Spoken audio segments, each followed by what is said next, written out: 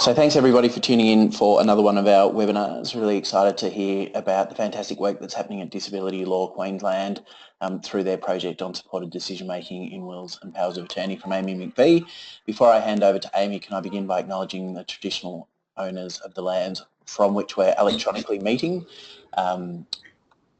We're on the land of the Yagara people, south of the Brisbane River. We acknowledge traditional owners across the state, and it looks like across the country, because we've got people tuning in to learn more about this work. So we acknowledge elders, ancestors, emerging leaders, and any Aboriginal and Torres Strait Islander people who might be here with us today. You should be able to access some documents that Aimee's distributed through the handouts area on the GoToWebinar control panel. I'll also email those around in the next few minutes. So that's a copy of Aimee's PowerPoint presentation and a few PDF documents that she'll refer to during her presentation. Also hoping to make a recording of this presentation available to you, and as I said, email around some of those resources, which we'll do in the next little while. As far as questions go, there are a couple of ways that you can ask questions. You can type a question into the questions box, or as some people are already starting to do, I see. And it's an important question, so I'll hand that over to Aimee in a minute. There are a couple of ways that you can ask your questions. You can type questions into the questions box, or you can press that button that looks like a hand on the GoToWebinar control panel. We'll see something that looks like a hand going up at our end, and we'll unmute your microphone and you'll be able to ask a question that way.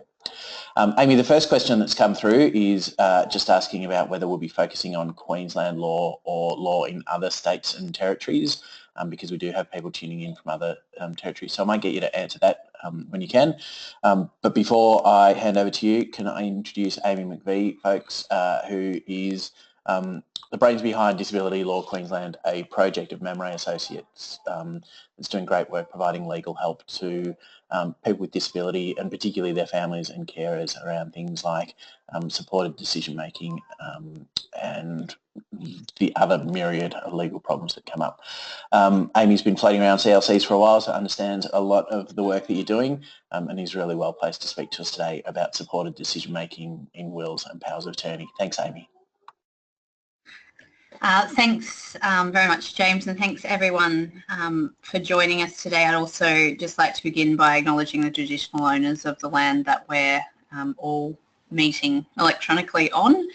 Just to answer that first question, today's presentation is really about, not so much about the law, although obviously that's relevant, but it's more about the idea of supporting a person with an intellectual impairment to develop capacity to understand a will or enduring power of attorney.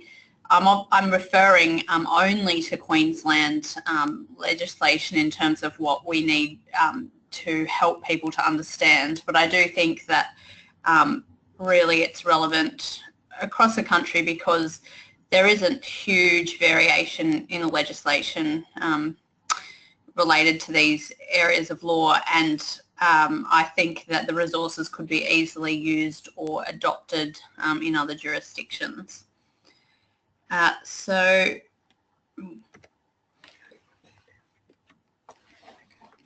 just 1 second.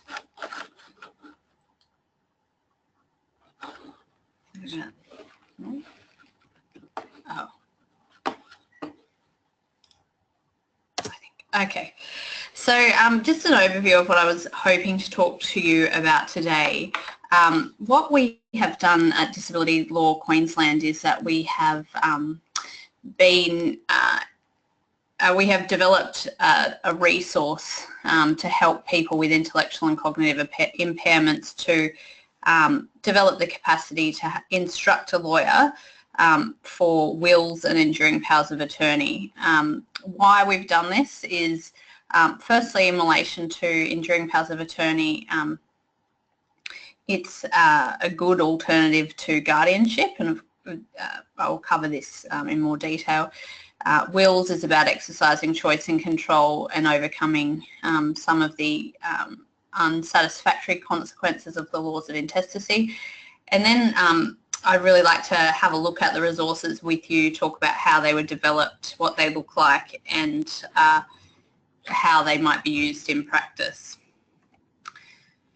So Mamre Association is a disability support provider in Brisbane, so Brisbane-based. Disability Law Queensland is a separate organisation, but Mamre is the sole shareholder of Disability Law Queensland. And Mamre received some funding from the Department of Justice and Attorney General to develop this tool, and then engaged Disability Law Queensland to develop the resources. And as I said, they are resources for people with intellectual and cognitive impairments. We drew on our work at Disability Law Queensland, where we work, as James said, a lot with families and carers. And so these resources are really designed to be used as a supported decision-making tool. So where the person with an intellectual impairment has a supportive person who can assist them. So that's the context for the resources to be used. As I said, we think that this idea of a person with an intellectual impairment having the ability to have an enduring power of attorney is consistent with their human rights. So Article 12 on the Convention of the Rights of Persons with Disability provides that people with disability should be equally recognised before the law and retain capacity on an equal basis to those without disability. Underpinning the Convention is the understanding that disability arises from a person's interactions with their environment, it doesn't just relate to an impairment. And also Article 5 provides the right to non-discrimination. So really read together, the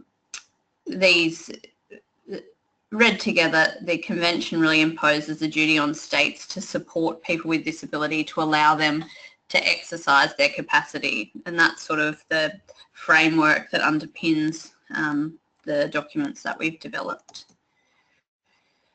We're also aware that there's an increasing number of applications being made for guardianship and administration in Queensland. And in our work and the work of Pave the Way, which is a program of Mamre's that's been going for about 12 years, helping families to undertake succession planning for their family member with disability. People's ability to informally advocate for or act on behalf informally of their family member is really regularly challenged. And so things like where mum and dad are working really hard to create an independent, or to help their family member have an independent life. So that might include moving out into a private rental. It might include having phones connected and utilities connected, and trying to do that all in the person's own name. Those really practical things are very, very difficult for these parents, because their authority to support their loved one is continually challenged.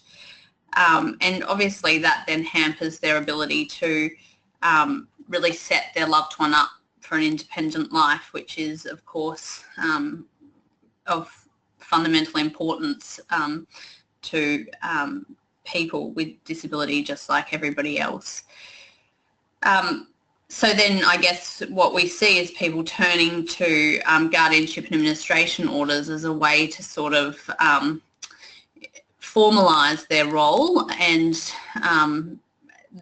potentially as a way of almost avoiding problems that they see happening down the track. And as many of you would be aware, that's really not the place for guardianship. You would all know that guardianship really places significant limits on a person's ability to enjoy their human rights, because their rights to make their own decisions are removed.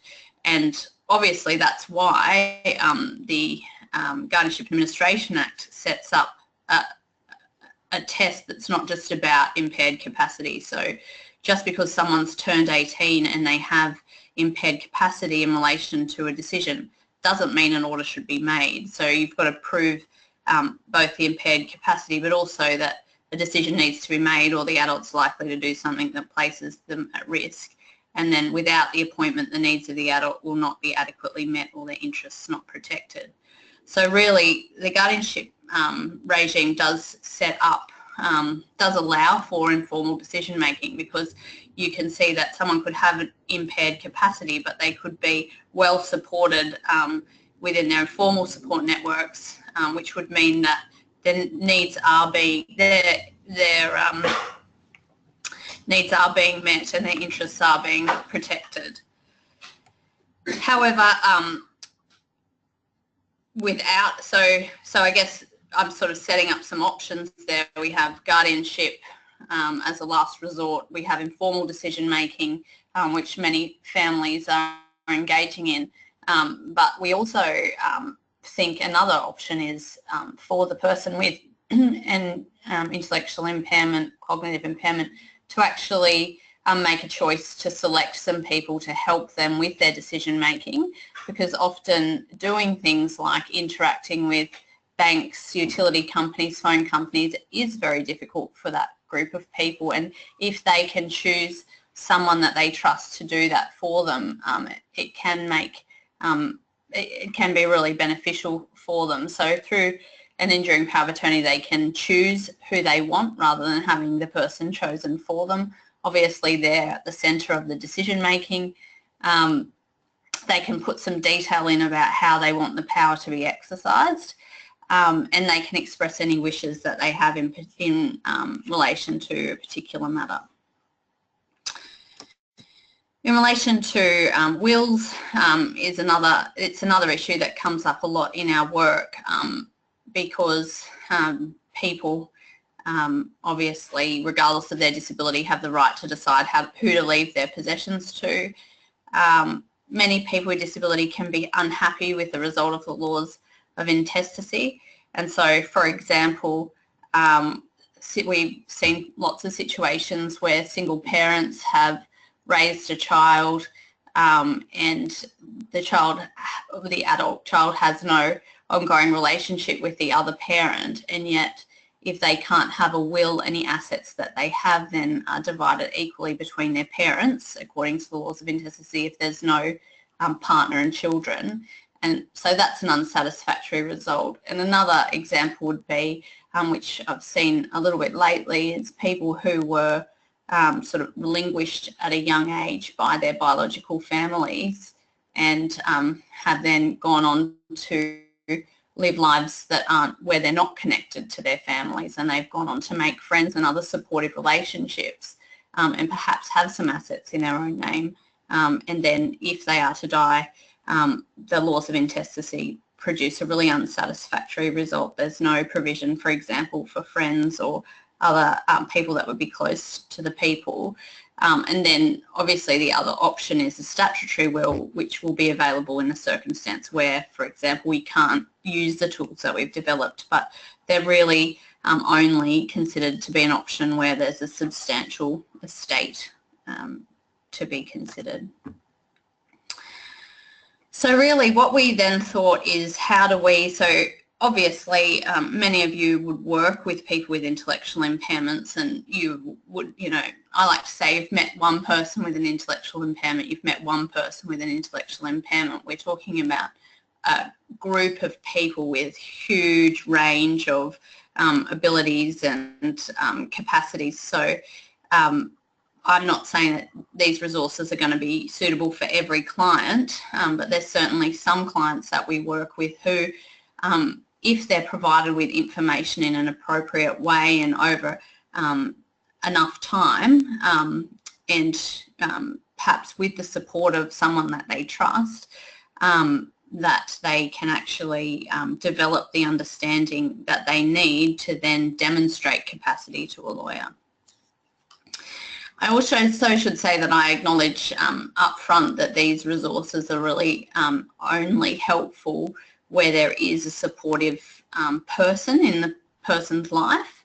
And so many of the people we work with do enjoy those types of relationships. I think there would be a great opportunity for a project working with less well-connected adults, you know, connecting in with disability service providers and using these resources in that way. But at this stage, when we've done the testing of the resources and the development of the resources have been within those sort of supportive relationships.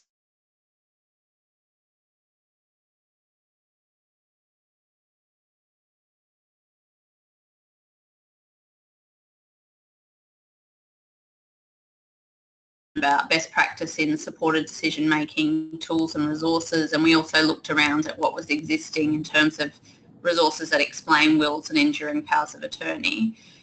We also reviewed existing resources that explain legal obligations of lawyers and attorneys, and I'll touch on that later, but I think that there are great resources already existing that sort of go through those things.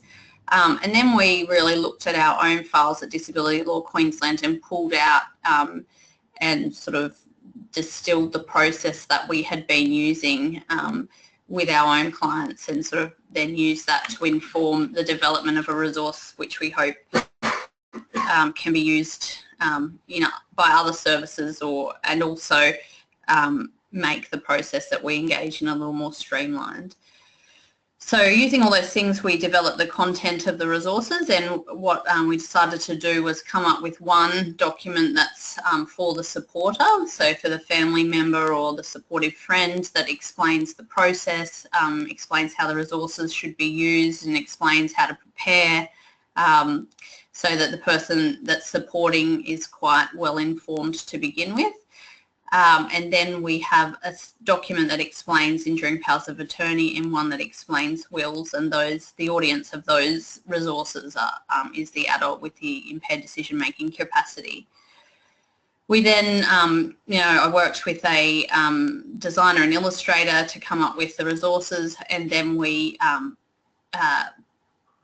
recruited a bunch of clients with intellectual impairments and their supporters, which I'll call the consumer group, and we tested those resources with the consumer group, and the lawyer that did that testing at Disability Law Queensland had no involvement with the development of the tool, so that we're able to also get her feedback about how she felt using the tools, and incorporate those comments as well.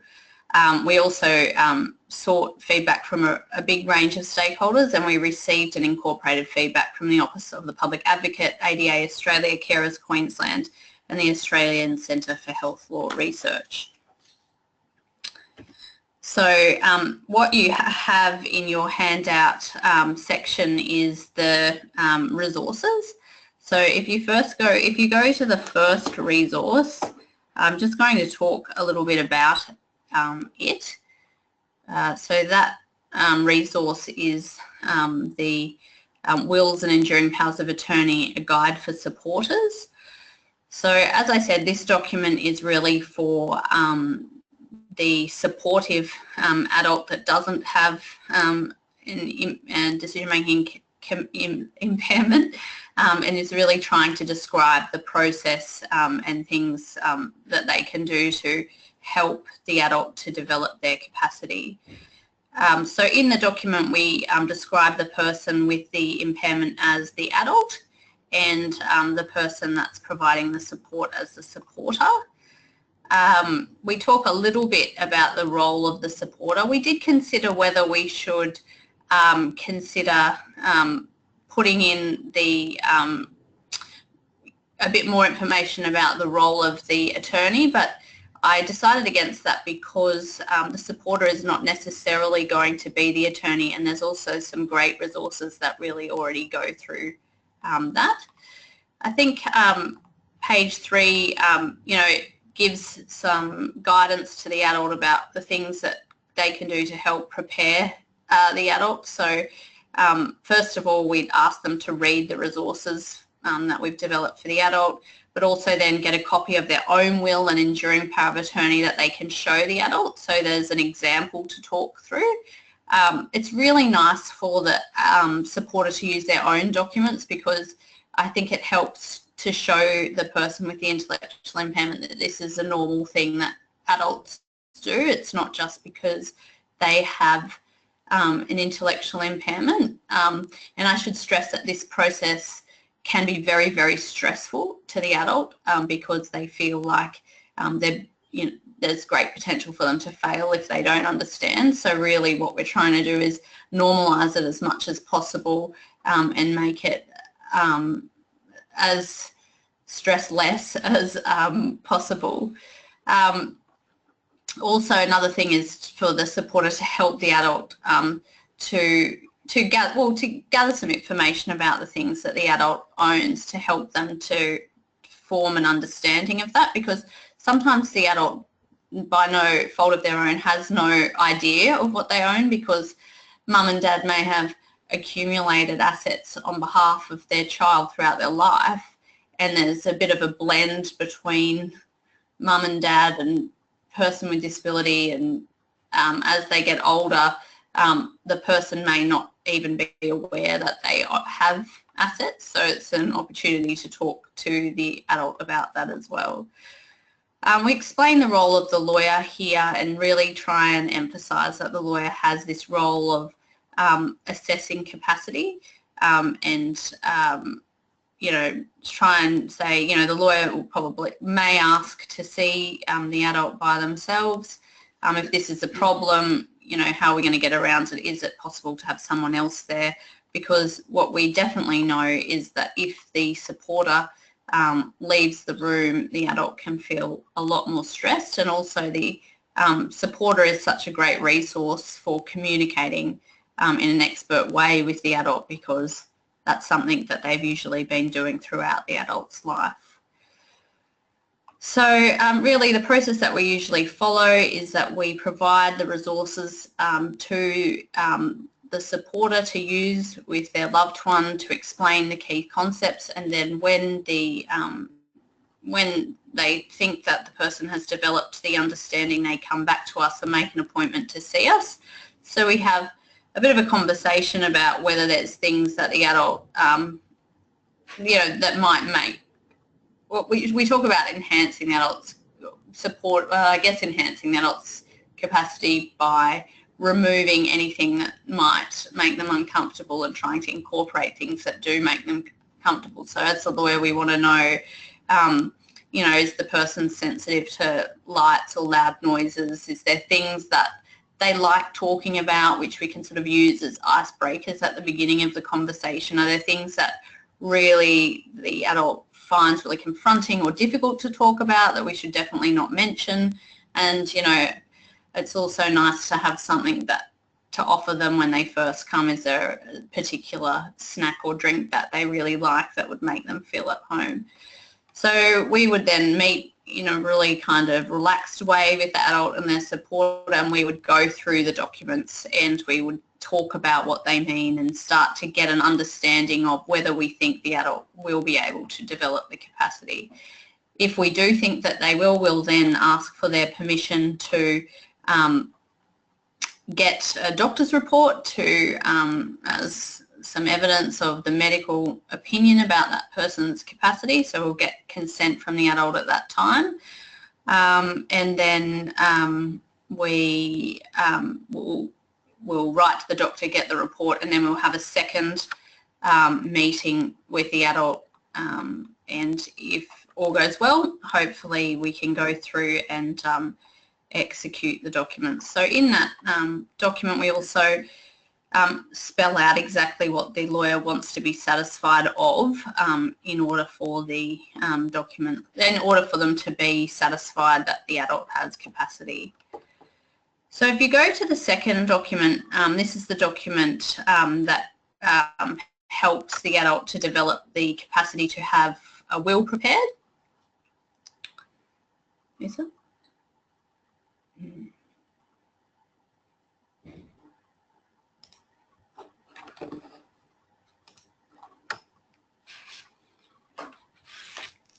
Okay, so what we tried to do here was develop a resource, and this applies to both of the resources for the adult, develop a resource that not only helps the person to form an understanding of the things that they need to understand in order to demonstrate capacity, but also to help them to document their instructions so that when they see the lawyer, you know, something that they can really work through with the lawyer that they're already familiar with. So you'll see in the first page that after the cover page, we really try in very plain English to talk about the types of things that you would include, you might consider including in your will and what a will is. So, and then really what the document then tries to do is give the adult the opportunity to consider those things and then provide some instructions around those things. So the next page, we start documenting what are the things that you own. So some tick boxes and some ability to sort of put in information about the things that you might own. Obviously, in terms of family provisions applications and also for the test of the capacity test relating to wills, the person needs to have an understanding of who can expect to get something from you when you die. And really there we're talking about a person's children and partners. So here we sort of say that they're people that can expect to get something from you. And do you have children? Do you have a partner? And so then if as a lawyer we see that those things, that they do have a partner and then they do have children, then we can have a more fulsome conversation about family provisions applications, which we obviously would need to do. We've got plenty of room for then all the special people in your life, so mum and dad and brothers and sisters, nieces and nephews, grandmothers and grandfathers, aunts and uncles and cousins, and then any special friends.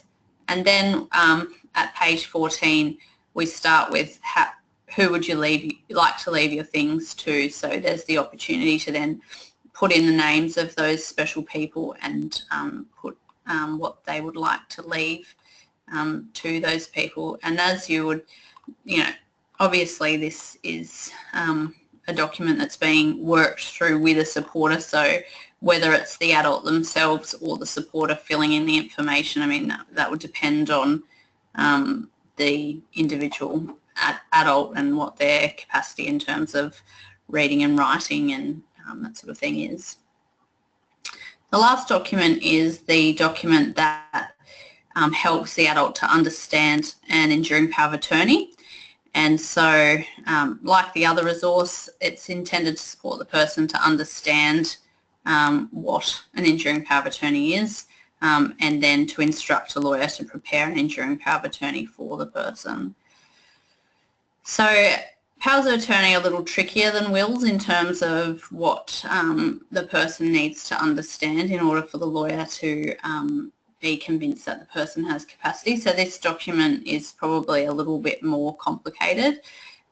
You'll see through the document that we've used this star stamp, which is supposed to symbolise the giving of the power of attorney. So it's like a very special seal of approval. So the star's been used consistently through the document to represent that. We talk about, you know, who you should choose in terms of it's got to be somebody that you trust. We say you can choose up to 4 people because really some feedback we received was that it's likely that the Enduring Power of Attorney, the Power of Attorneys Act may be changed to reflect that, so we just thought we'd put it in now. And in the section on page 4 where we start to write down the people that we trust, we have the opportunity to write their address and phone number because they're the details that the lawyer will need when they're preparing the enduring power of attorney. We talk about the different types of decisions that can be made. And on page 6 we give the we often talk to the adult about how they might want to remain involved in the decision-making process so that it's not just about the attorney being appointed and then going off and making decisions. So we often talk to the adult about including a condition that says that the attorney must talk to the principal about any decisions that they're making for the person, so that then means that the person remains involved in all the decisions. And just like in the wills document, you know, we try to explain things and then try and get some basic instructions. So things like on page 7, when do you want the appointment to start? So that's really the the resources that we've developed. There'll be both a hard, like this electronic version, which can be printed out. There'll be we'll have some professionally printed copies. We'll do a small run of that, but we'll also, this document will be able to be used electronically so that you can type in the answers and save it, because some of our clients prefer to use screens, you know, iPads and that sort of thing, and so it is able to be used electronically as well. Where's the PowerPoint gone? Oh, yeah. Okay. I would suggest that the documents are used in conjunction with some other resources. So in terms of lawyers wanting to really make sure that they're performing, because as I said, these documents are not for lawyers to help lawyers to understand how they should do their job. There's some great resources that already exist that help with that. So that would be the Office of the Public Guardian Guidelines for Witnessing in Dream Power of Attorney documents, and QAI's wonderful Queensland Handbook for Practitioners on Legal Capacity, which I'm sure many of you have read, and it's just a really wonderful, excellent resource. And ADA has also recently developed a range of resources to assist attorneys to understand their obligations and responsibilities. So these resources that we've developed are really not for helping the attorney to understand their role, not for the lawyer to help them to understand their role, but really for the adult hoping to have a will prepared or hoping to choose an attorney to act for them. The resources, you've obviously all got a copy of the resources now through the webinar. They'll also be available on our website, and I'll be happy to send a nice print version to you if you send me an email requesting that. And that's it from me. Okay. Have we got questions? So we'll just check to see whether there's any questions that people might have about Aimee's presentation. It's just, again, how to ask questions is to raise your hand on the hand button.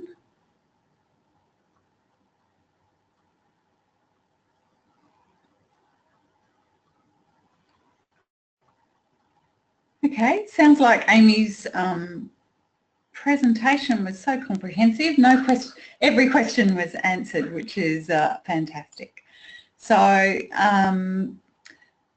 thanks for joining us this morning. As usual, our webinar presentations are available on our website and they're recorded. So if you have colleagues that would like to see this presentation but weren't able to make it live, then hopefully they'll be able to see the recorded version. So thanks everyone for joining us. Thank you, Aimee, for a great presentation. I'm sure those resources will be incredibly useful for people in the sector working with people with intellectual disabilities. So that's great. And thanks everyone. Have a great weekend.